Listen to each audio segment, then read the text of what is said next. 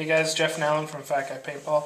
Alan got his P99 today, so we thought we'd do a little comparison video of his new P99 and my Ram Combat pistol that I've had for a little bit.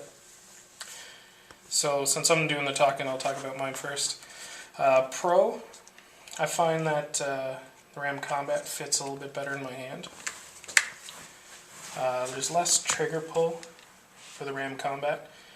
There's less travel to actually engage. Most of the other pros they share with the P99, so if it doesn't seem like there's a lot, it'll be more towards the end when we talk about both. Con, cleaning for this one is a pain in the ass. You can see when you bring the slide back, it doesn't expose the breech, so you have to go all the way up through the mag and then pull it out. So that's a pain. Whereas with the 99, you just go in through the breech. Much easier. It takes me a good 2-3 minutes to try and get that squeegee through the breech on the Ram Combat, so much happier. Another con I find with this one, there's more play in the CO2. I'll show you in here.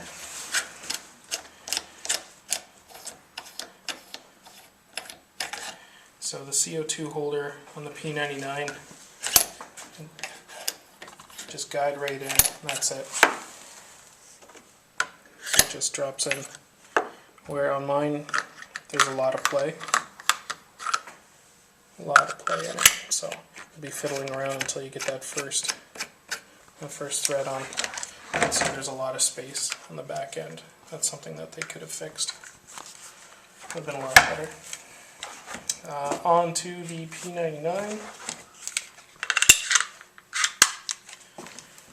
It's got an ambidextrous slide release and mag release. So both sides. And mag release is right here on the trigger guard. I'm not a big fan of the mag release on here.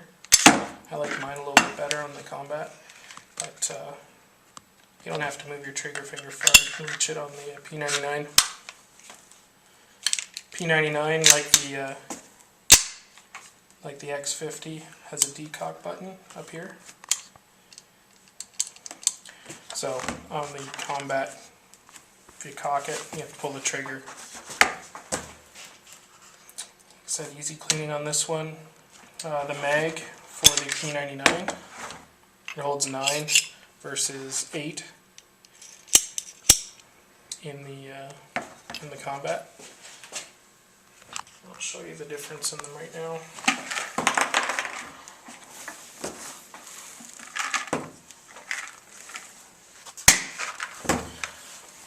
So Combat, bring it back. And one thing I also don't like on the Combat versus the P99 is how you load the mag. There's a little catch here, it's spring loaded, that you have to pull down. So you have to hold that down. Definitely a two-hand operation. Alright, so we're at 7, it's supposed to hold 8.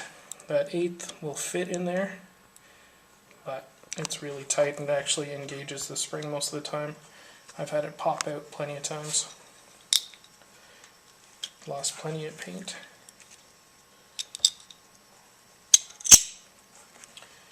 Whereas the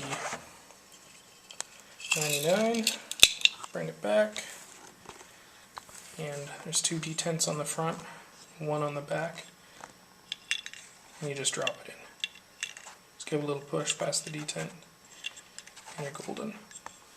So, much easier. And there we go. You don't have to do anything special to get that 9th one in there, it just sits at the top.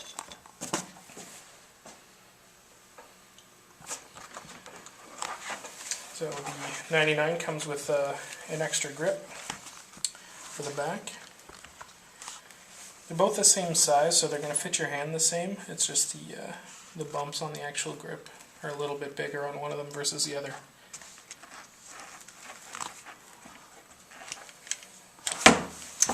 Cons, I found the grip of the P99 is a little bit bigger than the Combat, so that's why the Combat fit my hand a little bit better.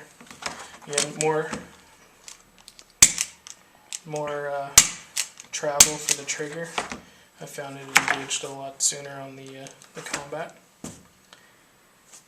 And then like I said, I'm not a big fan of where the mag release is on here. Now for both, for what they are, which is just a sidearm, I found that they were both pretty accurate up close. We were shooting 25 feet away and we're getting pretty good grouping, so I think we both agree they're great sidearms, especially for CQB if you're going to use it as a primary there. But you know, if you're looking at slinging paint 100 feet away, then it's not really going to be the marker for you. Another pro for both of them is that they're both 1-to-1 replicas.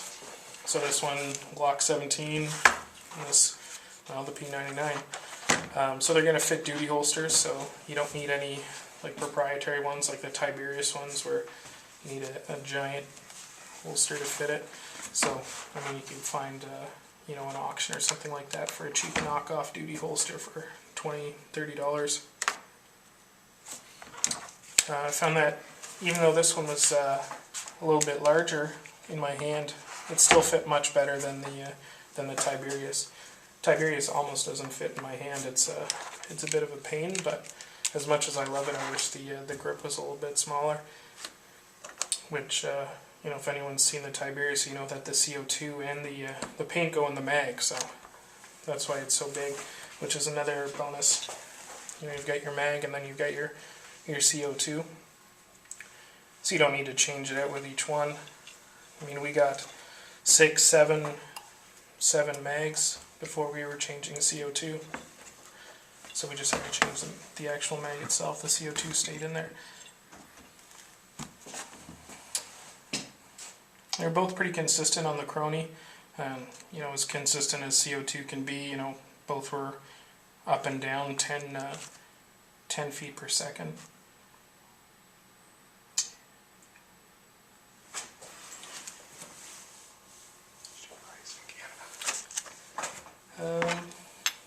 And then, like I said, we were getting, you know, 6, 7 mags before the actual CO2 started to drop off. So, you know, being a smaller paintball, it takes less to push it out than like a 68 cal like the Tiberius, where you're only going to get like 24 shots. You know, we were getting, you know, 50, 60 shots before we had to change them. Cons, they're expensive in Canada. You know, they were hard to bring in. Some websites are starting to offer them, you know, like Paintball Gear and Milsim, but they're still $300–400, so they're pretty expensive to get in Canada, where you can get, you know, a Tiberius for, you know, $200 or just over $200. And one other big con is that you have to use the RAP4 paint. I tried it with the Kingman Chaser paint. It's also 43 caliber, but it's just too brittle. The RAP4, they had to make a special harder shell paint, just because these guns are so tough on paint. So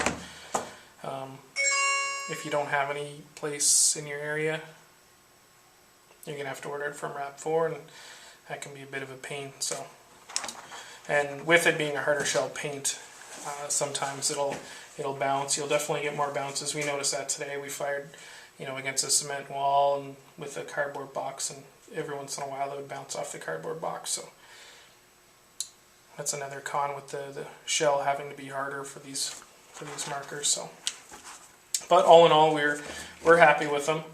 I wish we had a X50 and a Desert Eagle to test as well, but like I said, with the cost of these, you know, we can only afford a couple of them. So, but I'm happy with my Combat, and Kool-Aid's happy with his P99. So, anything you want to add? No, I think that's pretty good. All Said right. I'm pretty well happy with the P99. I had the Combat recently, just sold it, so I've used them both. You know, they both have their pros and cons, and it wasn't that I was dissatisfied with the Combat. I did like it, definitely. I just like the couple of the features of the P99 and the look of it. Yeah, so really they're the same marker as far as performance goes. Just you know, aesthetically what you like, and then of course there's the actual features of it. You know, if ambidextrous slide and mag release is your thing, then P99 is a better choice versus the Combat. Yeah, magazines that are $1 apart. Combat ones retail for $24. The P99s retail for $25. So it's not like there's a huge difference there. So it's pretty good. Yeah, it really just comes down to personal choice. Yep. So, and pretty much same size. So that's it for now.